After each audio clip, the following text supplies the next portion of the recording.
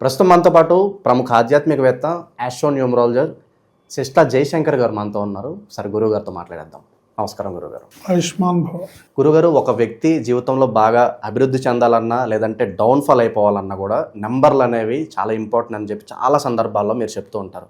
ప్రస్తుతం social media లేదంటే బయట పబ్లిక్ పల్స్ ఎలా ఉందంటే, ఇమ్మాడి రవి అనే వ్యక్తి ఐబొమ్మ సంస్థను నడుపుతూ ఉంటారు. బయట బాగా ట్రెండింగ్లో ఉన్నాడు. పోలీసులు పట్టుకోవడం జరిగింది.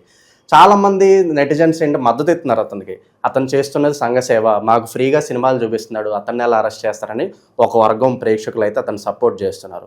సో ఏంటి ఐబొమ్మకి బలం ఏంటి? ఇప్పుడు చాలామంది ఇంటెలిజెంట్ పర్సన్స్ మనం చూస్తాం, బ్రెయిన్ షార్ప్ వాళ్ళని, గొప్ప వాళ్ళు ఉన్నారు. అంబానీ కావచ్చు, సత్యనాథల్లా చాలామంది ఉన్నారు. టెక్ బ్యాక్గ్రౌండ్కి వెళ్ళారు. సో చాలా కంపెనీలు పెట్టారు, చాలామందికి ఉపాధిని ఇస్తున్నారు. ఇతను కూడా చాలా ఇంటెలిజెంట్, చాలా నెట్వర్క్ మెయింటైన్ చేస్తున్నాడు. అయినప్పటికీ ఇతను ఈ రూటు ఎంచుకున్నాడు. ఓవరాల్గా న్యూమరాలజీ ప్రకారం ఏం చెప్తారు? ఐబొమ్మ గురించి కావచ్చు, ఇమ్మాడి రవి గురించి కావచ్చు, ఇతను చేస్తున్నది అసలు ధర్మమా లేదంటే మోసమా? ఓవరాల్గా పర్స్పెక్టివ్ని ఎలా చూస్తున్నారు మీరు ఐబొమ్మ విషయాన్ని? అంటే ఒక సంఘటనని మనం విశ్లేషించడంలో ఉద్దేశం ఏంటంటే, ప్రజలకి మన పేరులో ఉన్న రాంగ్ నంబర్ ఎలా పనిచేస్తుంది, మన పేరులో ఉన్న మంచి నంబర్ ఎలా పనిచేస్తుంది అని తెలియజేయడం ముఖ్యోద్దేశం. ఇక్కడ ఏ ఒక్క వ్యక్తిని కించపరచాలనో, పాయింట్అవుట్ చేయాలనో, బాధ పెట్టాలనో కాదు. కానీ బుద్ధి కర్మానుసారిణి అన్నట్టుగా ఒక వ్యక్తి తనకున్న తెలివితేటలతో అద్భుతమైన టెక్నాలజీని కనుక్కొని, కొత్త కొత్త విషయాలు కనుక్కొని, ప్రపంచానికి స్మార్ట్ ఫోన్ల రూపంలో అనుకోండి, 3G, 4G, 5Gల రూపంలో అనుకోండి, అద్భుతమైన టెక్నాలజీలని అందిస్తున్న ఈ తరుణంలో ఒక వ్యక్తి తనకున్న నాలెడ్జ్ని, తనకున్న తెలివితేటల్ని సినిమాల్ని పైరసీ చేసి దాన్ని ప్రజలకు ఉచితంగా చూపించడంలో ఆయన ఒక వర్గాన్ని, ఒక ఇండస్ట్రీనే దెబ్బకొట్టే స్థితిలో అతను తయారయ్యాడు. గతంలో ఓపెన్గా వార్నింగ్ కూడా ఇచ్చాడు పోలీసులకి. అంటే అది తన్ని తను కాపాడుకోవడానికి అయి ఉండొచ్చు ప్రగల్భాలు, కానీ పోలీసులకు వార్నింగ్ ఇచ్చేంత ఏముంటుంది చెప్పండి. కాకపోతే ఏంటంటే, ఇక్కడ మనం విశ్లేషిస్తే ఐబొమ్మ అనే పేరులో 16వ నెంబర్ ఉంటుంది. 16వ నెంబర్ ఏం చేస్తుందంటే చాలా ఫాస్ట్గా ప్రజల్లోకి వెళ్ళిపోతుంది. చాలామంది ఇష్టపడతారు, చాలా ఫాస్ట్గా దీంట్లో సినిమా ఫ్రీగా వస్తుంది అనే విషయం ఈజీగా అందరికీ, కోట్లాది మందికి ఈజీగా తెలిసిపోతుంది. ఒకళ్ళ నుంచి ఒకళ్ళకి, ఒకళ్ళ నుంచి ఒకళ్ళకి. ఈవెన్ మా ఇంట్లో పనిచేసే ఇల్లుడ్చి అంట్లు తోమే అమ్మాయి కూడా మొన్న ఓజీ సినిమా వచ్చినప్పుడు, మేము నిన్న ఓజీ సినిమా చూసామండి అంది. మాకేమో టికెట్లు 3 రోజుల తర్వాత దొరికితే, మేము ఓజీ ఎట్లా చూసామంటే మాకు ఫోన్లో వచ్చేస్తుందండి అంది. సో ఇలా ఒక కోట్లు పెట్టి నిర్మించిన పెద్ద స్టార్స్తో కొన్ని సంవత్సరాల తరబడి నిర్మించిన సినిమాల్ని పైరసీ చేసి పబ్లిక్ చూపించడం అనేది మేబీ అతని పాయింట్ ఆఫ్ వ్యూలో అది ప్రజాసేవ అవ్వచ్చు, కానీ అది అధర్మమే. నిజంగా చెప్పాలంటే అధర్మమే. ఎందుకంటే ఇక్కడ చాలా పాయింట్స్. సినిమా ఇండస్ట్రీ విషయానికి వస్తే, ఒకప్పుడు ₹1,00,00,000 సినిమా తీస్తే భారీ బడ్జెట్ సినిమా, తర్వాత 10 కోట్లు, తర్వాత 100 కోట్లు, 300 కోట్లు, 500 కోట్లు ఇలా పెరిగిపోతుంది. వీటన్నిటికీ కారణాలు ఏంటి? పబ్లిక్ ఎక్స్పెక్టేషన్స్ మీట్ అవడానికే రచయితలు, డైరెక్టర్స్, నిర్మాతలు కూడా అంత రిస్క్ చేసి అంత పెద్ద బడ్జెట్తో సినిమాలు తీస్తున్నారు. ఎందుకంటే టీవీ వచ్చింది, టీవీ వచ్చినాక ఇంట్లోకే సినిమా వచ్చింది, ఆ తర్వాత ఓటీటీ ప్లాట్ఫామ్స్ వచ్చినాయి, తర్వాత స్మార్ట్ ఫోన్ వచ్చింది. మనం ఫోన్లో కావాలంటే ఫోన్లో సినిమా చూసుకోవచ్చు, టీవీలో కావాలంటే టీవీలో సినిమా చూసుకోవచ్చు. 10 రోజులు రిలీజ్ అయిన తర్వాత ఓపిక పడితే ఫ్రీగా వచ్చేస్తుంది కదా అని జనాలు ఉన్నప్పుడు, నిర్మాతలు, దర్శకుల యొక్క ఆలోచన ఎటు మళ్ళిందంటే, ఈ సినిమా థియేటర్లోనే చూడాలి అనే రేంజ్లో తీయాలి, భారీగా, గ్రాండ్గా ఉండాలి, గ్రాండ్ విజువల్స్తోని తీయాలి. అలా తీయాలన్నప్పుడు ఆటోమేటిక్గా రోజులు ఎక్కువ పడుతుంది. ఒక్కో సినిమా 2-3 ఏళ్ళు పడుతుంది. ఒకప్పుడు కృష్ణ గారు, చిరంజీవి గారు వీళ్ళంతా సంవత్సరానికి 15 సినిమాలు, 20 సినిమాలు చేసిన రోజులు ఉన్నాయి. అలాంటిది ఇప్పుడు ఒక సినిమా తీయడానికి 3 ఏళ్ళు, 4 ఏళ్ళు పడుతుంది. ఏది భారీ బడ్జెట్లో పడేటప్పుడు మరి ఆ హీరో రెమ్యునరేషన్ ఆటోమేటిక్గా పెరుగుతుంది కదా. అంటే ఒకే ప్రాజెక్టు మీద 2-3 ఏళ్ళు ఉండిపోవాలన్నప్పుడు నిర్మాత, డైరెక్టరు, హీరో అందరి రెమ్యునరేషన్లు పెరుగుతాయి. పెరిగినప్పుడు బడ్జెట్ పెరుగుతుంది. బడ్జెట్ పెరిగినప్పుడు దాన్ని రాబట్టుకోవాలంటే థియేటర్లో రిలీజ్ చేయాలి, నెంబర్ ఆఫ్ థియేటర్స్లో రిలీజ్ చేయాలి. అండ్ టికెట్స్ కూడా ఆ ఉన్న క్రేజ్ని టికెట్స్ కూడా హైక్ చేసి ఫస్ట్ వీక్లో చేసుకునేది దేనికంటే ఎవరైతే ఇంట్రెస్టెడ్ ఉంటే వాళ్ళు చూస్తారు. అంతేగాని మీ ఇంటికి బలవంతాన్ని టికెట్లు పంపించి మీరు ఈ సినిమా చూడాలి, మీరు ఈ 1000 రూపాయలు పెట్టి టికెట్ కొనాల్సిందే అని అనట్లేదు కదా ఎవరు. So entertainment is pure demand and supply. Demand and supply. మన ఎవరైతే డిమాండ్ అభిమానులు ఫీల్ అవ్వట్లేదు, బాధపడట్లేదు, మిగతా వాళ్ళు ఎందుకు బాధపడతారు? ఇప్పుడు అభిమానులు ఎవరు 1000 రూపాయలు టికెట్ కొనమంటే వాళ్ళు ఫీల్ అవ్వట్లా. మా హీరో కోసం మేము 2000 అయినా పెడతాం అంటున్నారు. అది సినిమాకున్న గొప్పతనం. సో ఇక్కడతో అతను లైఫ్ అయిపోయినట్టే అంటారా? మళ్ళీ పుంజుకునే అవకాశాలు ఏమైనా కనిపిస్తున్నాయి అంటారా? అంటే రీసెంట్ అప్డేట్ గురుగారు, ఐబొమ్మ 1 అని చెప్పి మరొక పోర్టల్ అయితే ఓపెన్ అయింది, మళ్ళీ యథేచ్ఛగా రన్ అవుతున్నట్లుగా మనకు సమాచారం అందుతుంది. ఫర్దర్ ఫ్యూచర్ ఎలా ఉంటుందంటారు? ఏదైనా సరే రవి అంటే 13, అతను ఇమ్మడి రవి కదా, ఈ రవి అని సైన్ చేసి ఉంటాడు గ్యారంటీగా. ఈ రవి అంటే 18వ నెంబరు. 18వ నెంబరు నువ్వు ఎంత సంపాదించినా కూడా మొత్తం పోగొట్టుకోవాల్సిందే, జీరో అవ్వాల్సిందే అనేది సూచిస్తుంది. కాబట్టి ఇతనికి ఆ శిక్ష పట్టడం అనేది రేపొద్దున ఇతను చేసిన నేరానికి పోలీసులకి ఇతను ఇచ్చిన వార్నింగ్కి అది రేపొద్దున ఇతను మళ్ళీ తిరిగి ఏదో సాధిస్తాడు అనుకోవడం పొరపాటు. దీని వెనకాల ఇంకా వేరే వాళ్ళు ఎవరన్నా ఉంటే వాళ్ళు ఏమైనా నడిపిస్తే రేపు వాళ్ళకి ఇలాంటి పరిస్థితి వస్తుంది. ఎప్పటికైనా ధర్మమే గెలుస్తుంది, కానీ అధర్మం గెలవదు, ధర్మమే గెలుస్తుంది. సినిమా అనేది ఒక entertainment industry, demand and supply మీద నడిచేది తప్ప ఇక్కడ ఎవరు ఫోర్స్ చేసి ఏంటి ఇక్కడ కుంభకోణాలు చేసి కోట్లు సంపాదించేదే ఉండదు.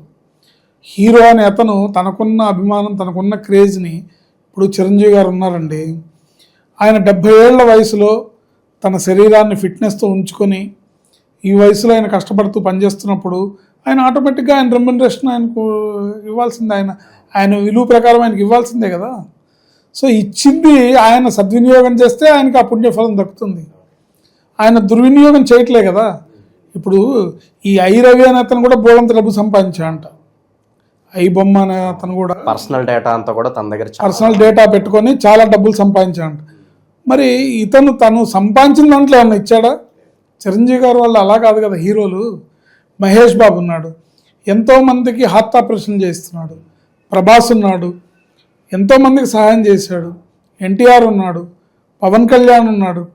జనబాహుళ్యంలో వీళ్ళు పేరు తెచ్చుకొని ప్రజలకి మంచి సేవ చేసే కార్యక్రమంలో వాళ్ళు ఉన్నారు. వాళ్ళకున్న ఆదాయం సోర్సు సినిమా అయినప్పుడు సినిమాలో వాళ్ళకి తగిన డబ్బుని సంపాదించుకోవడం అనేది నేరం కాదు. పైగా ఇంకోటి ఏంటంటే ఏ హీరో కూడా నాకు ఇంత కావాలని డిమాండ్ చేయరండి. నిర్మాతలే పెంచుతారు వాళ్ళకున్న డిమాండ్ని బట్టి. సార్ మీకు గత సినిమాలో 50 కోట్లు ఇచ్చారు, మీ బిజినెస్ ఎంత ఉంది, నేను ఎంత ఇస్తాను, నాకు డేట్లు ఇవ్వండి అని అడుగుతారు. ఇది ఎవరికి వాళ్ళు నిర్మాతలే పెంచుతారు, పబ్లిక్ డిమాండే పెంచుతుంది తప్ప వాళ్ళు మాకు ఇంత ఇస్తేనే చేస్తాం, అంత ఇస్తేనే చేస్తాం అనేది ఉండదు. ఆటోమేటిక్గా కాంపిటీషన్ వాళ్ళకి పెంచుతుంది. కాబట్టి వాళ్ళు నేరస్తులు కాదండి, వాళ్ళు కష్టపడి ప్రజల్ని ఎంటర్టైన్ చేస్తున్నారు. ఈ రవి అనే అతని విషయంలోకి వస్తే అంత ఇంటెలిజెంట్, అలాంటి బుద్ధి అంటే ఒక వక్ర బుద్ధి పుట్టి ఒక వీడియో పైరసీని చేసే బుద్ధి పుట్టడం 13వ నెంబర్ వాళ్ళే. ఓకే, 18వ నెంబర్ ఉండటం వల్లే అతను డబ్బు సంపాదించాడు. అదే కారణంతో ఆ డబ్బు పోగొట్టుకున్నాడు. ఐ బొమ్మ అనే పేరులో ఉన్న 16వ నెంబర్ వల్ల అది తొందరగా ఫాస్ట్గా ప్రజల్లోకి వెళ్ళింది, ఫాస్ట్గా ఇతని డ్యామేజ్కి కారణమైంది. తర్వాత ఇతని పేరులో ఉన్న 13వ నెంబర్ 18వ నెంబర్ వల్లే వైఫ్ అండ్ హస్బెండ్ మధ్యలో ప్రాబ్లమ్స్, వైఫ్ అత్తమామలు హెరాస్ చేశారని ఇతను డైవర్స్ కోసం అప్లై చేసి ఆ డైవర్స్ని తీసుకోవడానికి ఇండియా వచ్చి సొంత వైఫే అతన్ని పట్టించింది. ఏంటి అంటే ఎంత తను బాధపడి ఉంటే అమ్మాయి ఆ పని చేసి ఉంటుంది. భర్తనే ఒక నేరస్తుడిగా పోలీసులకి పట్టివ్వడం అంటే ఇతని మెంటాలిటీ ఏమై ఉంటుంది? నా డేటా 5 కోట్ల మంది డేటా నా దగ్గర ఉంది, నేను అందరి జీవితాలు బయట పెడతానని అతను మాట్లాడడానికి పోలీసులకే హెచ్చరికలు జారీ చేయడంలో ఆంతర్యం ఏంటి? సో అందుకని షుగర్ వ్యాధికి తీపి పదార్థం ఎంత చెడు అంటే స్వీట్ అది, కానీ అది తింటే శరీరానికి మంచిది కాదు.